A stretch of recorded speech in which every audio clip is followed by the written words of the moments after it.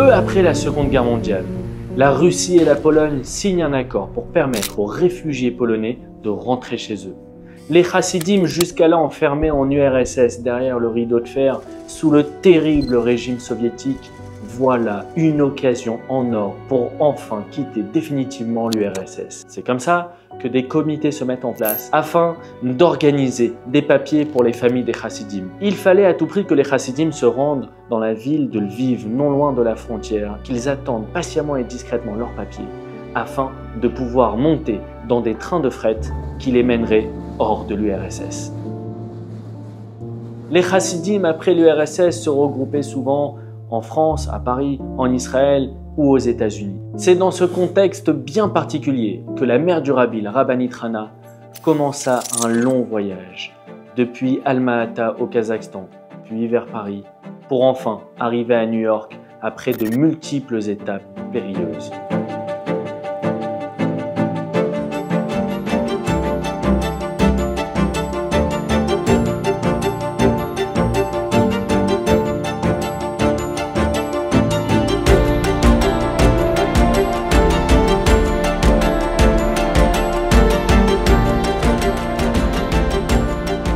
Bienvenue au 10 rue Dieu, l'immeuble où la rabbinite Hana a séjourné pendant qu'elle était à Paris.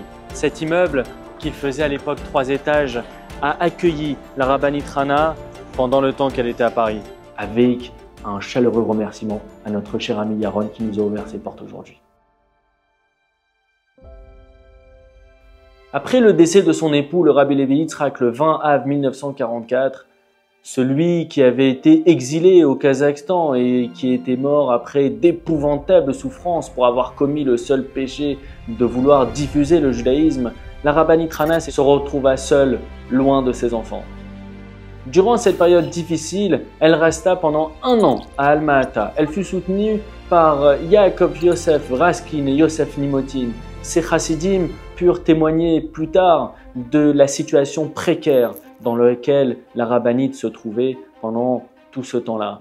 Une situation qui était extrêmement difficile. Elle espérait pouvoir trouver le moyen de sortir de Russie légalement.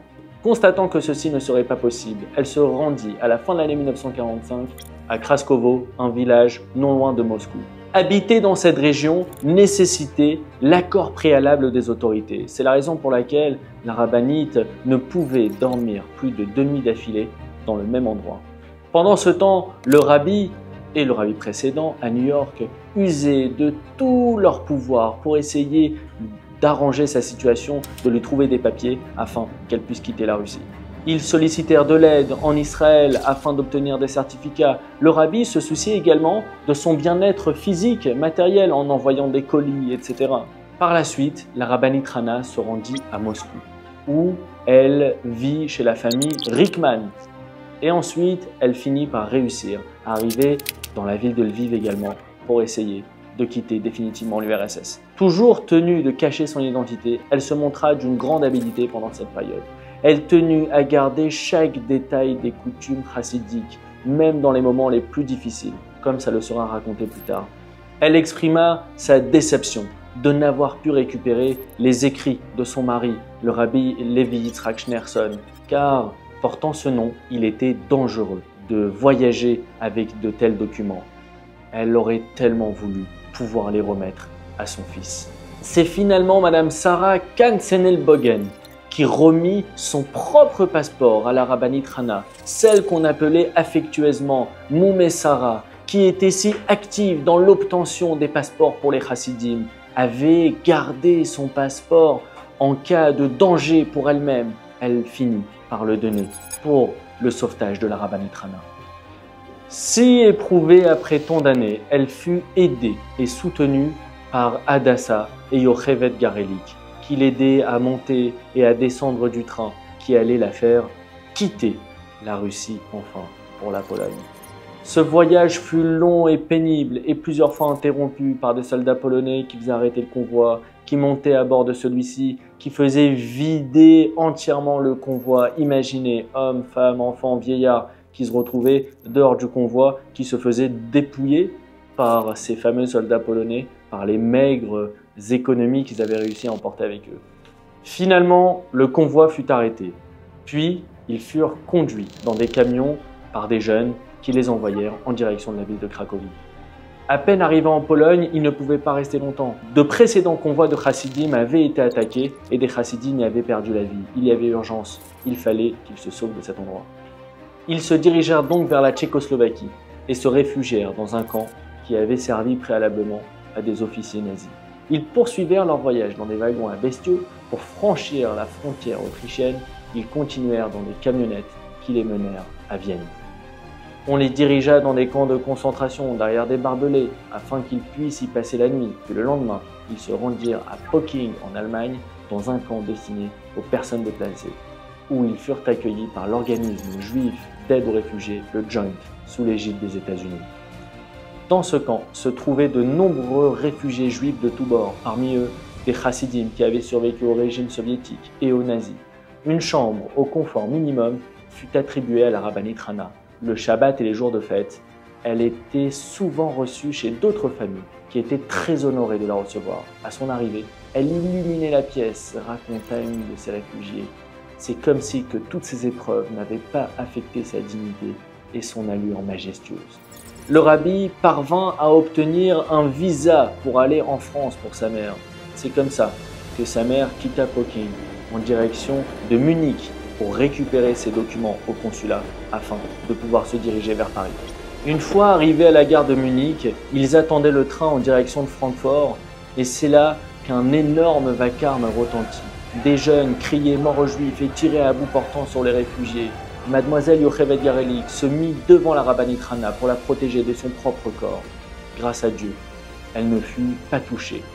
Alors qu'il y avait eu des impacts tout autour d'eux, ce n'était rien d'autre qu'une énorme frayeur. Une fois arrivée à Francfort, avant de la quitter, la rabbinite Hana lui remit une photo d'elle-même, ainsi qu'une photo de sa petite fille, la fille de Israël Arileib, en guise de souvenir. La rabbinite Hana monta à bord du train pour Paris et y arriva durant le mois d'Adar 1947. Elle fut accueillie avec tous les honneurs par Madame Sarah Schneerson, l'épouse de Reb Zalman Schneerson, cousin de Rabbi Levi Yitzhak Schneerson, au 10 de la rue Dieu, dans le 10e arrondissement, non loin de la place de la République, à Paris.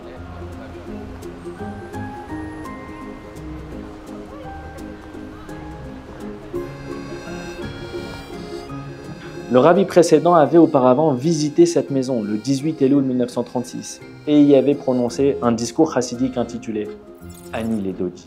Dans cette maison à 3 étages habitait également la famille Boutman, dont les témoignages ont permis entre autres de retranscrire plus tard le récit du séjour à Paris de la rabbinite Hana. Le rabbi prit immédiatement l'avion depuis New York et s'empressa de rejoindre sa mère à Paris le 26 Adar 1947. Une foule de chassidim s'était rassemblée dans la choule au premier étage de cette maison afin d'accueillir celui qui était le gendre du rabbi. À son arrivée, il demanda aux chassidim de ne pas brusquer sa mère qui serait très émue de le retrouver après tant d'années et d'annoncer délicatement son arrivée. Un long silence se fit quand les regards de la mère et du fils se croisèrent. Ensuite, ils se retrouvèrent seuls, un long moment. S'ensuivit un farmayen avec les chassidim, un farmayen joyeux. La joie était immense, les chassidim découvraient la grandeur du rabbi. Il exprimait sa grande peine de n'avoir pu accomplir la mitzvah du respect des parents pendant de si nombreuses années. Le rabbi séjournait à l'hôtel Édouard VII, avenue de l'Opéra, dans le 2e arrondissement de Paris. Il rendait visite à sa mère 2 fois par jour et consacrait beaucoup de temps à l'obtention des documents nécessaires pour pouvoir se rendre avec elle aux États-Unis. Son immense respect envers sa mère laissèrent les chassidim émerveillés devant ce comportement absolument majestueux. Même les passants non juifs s'arrêtaient dans la rue pour observer cette attitude révérencieuse. Durant cette période, le rabbi fit Farbrengen à plusieurs reprises, et notamment le 2 Nissan, puis le 11 Nissan, à partir du moment où la rabbinite Hana avait raconté à quelques chassidim que ce jour-là marquait l'anniversaire de son fils. Le rabbi fit également Farbrengen le 14 Iyar, Pessar Sheni, et également à l'Ag BaOmer. C'était des moments qui étaient absolument extraordinaires pour les chassidim qui se trouvaient à Paris à cette époque-là. La majorité des Farbrengen se passaient au Pletzel, au 17 rue des Rosiers. Certains se passaient également à l'hôtel Prima, qui se trouvait à Boulogne-Billancourt, là où un groupe de chassidim venait d'arriver d'Autriche. Durant ces réunions chassidiques, le rabbi insistait sur l'importance d'écrire au rabbi précédent pour lui demander des bénédictions. Il rappelait l'importance du Mahamad, la participation financière des chassidim, aux besoins matériels du rabbi, sur le fait de voyager et de voir le rabbi. Il insistait sur la nécessité absolue d'évoluer à Paris, de diffuser le judaïsme avec largesse. Il en donnait lui-même l'exemple. Sortant dans la rue, il monta sur un petit tabouret, agita son mouchoir. Une foule se rassembla. Il prit alors la parole, encourageant les Juifs à se renforcer dans la pratique de la Torah et des mitzvot. À la suite de cela, les gens, pour la plupart rescapés de la Shoah, le suivirent à la choule pour la prière de Mincha, qui fut cette fois particulièrement chargée d'émotion. En semaine, le rabbi priait au 17 rue des Rosiers, au Pletzel. Le Shabbat et les jours de fête, il se rendait à la choule se situant dans le bâtiment où vivait sa mère, au fameux 10 rue Dieu, là où nous nous trouvons actuellement. Là-bas, il donnait souvent de grands discours, pleins d'érudition et très poignants. Un jour, on l'invita à prononcer un discours à la synagogue du 25 rue des Rosiers, où il avait l'habitude de prier entre les années 1933 et 1941. De nombreux juifs étaient alors présents, et parmi eux, d'éminents rabbanim et admourim. Tous furent extrêmement émerveillés par sa connaissance extrêmement large en Torah, mêlant à la fois la Haggadah, le Drouch, la Kabbalah et la Chassidoute. Durant cette période, le rabbi rendit visite à la maison des orphelins, placée sous l'égide de Reb Zalman Schneerson, à Erani, dans le 95. Le rabbi en profita pour interroger les enfants sur leur connaissance générale en Torah. Il leur transmit les paroles du rabbi précédent à propos des garants de la Torah, que sont nos enfants. Mes 3 tantes sont décédées pendant la guerre.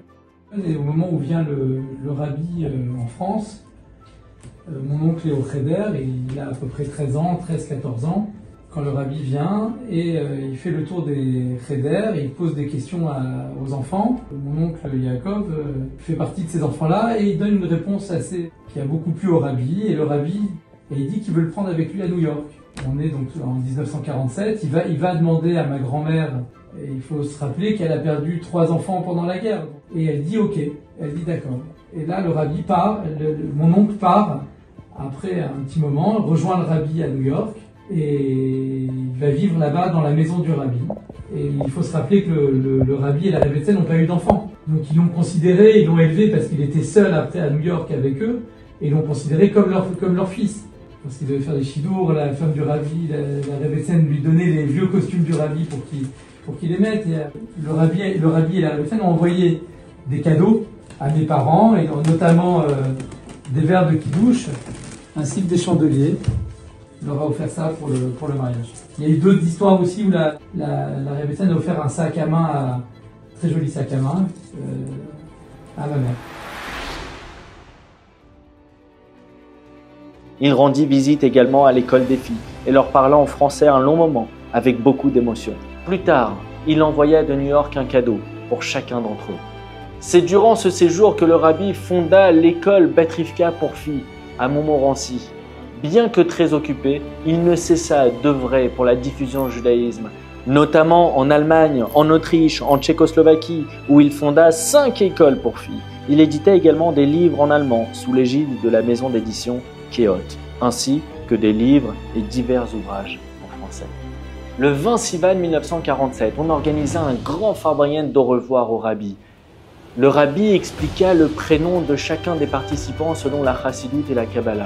Ce fut un moment absolument fabuleux pour tous les participants, qui resta gravé dans les mémoires. Ce farbrien dura environ 10 heures jusqu'aux petites lueurs du jour, et il s'acheva avec une danse joyeuse. Le rabbi et sa mère, la rabbinite Rana, voyagèrent par bateau en direction des États-Unis, suivant les directives du rabbi précédent. Ils accostèrent finalement à New York le 28 Sivan 1947. Ainsi commença une nouvelle ère pour la rabbinite Rana, auprès de son fils le rabbi et de sa belle-fille, la rabbinite Raya Mushka, dans la quiétude et la sérénité.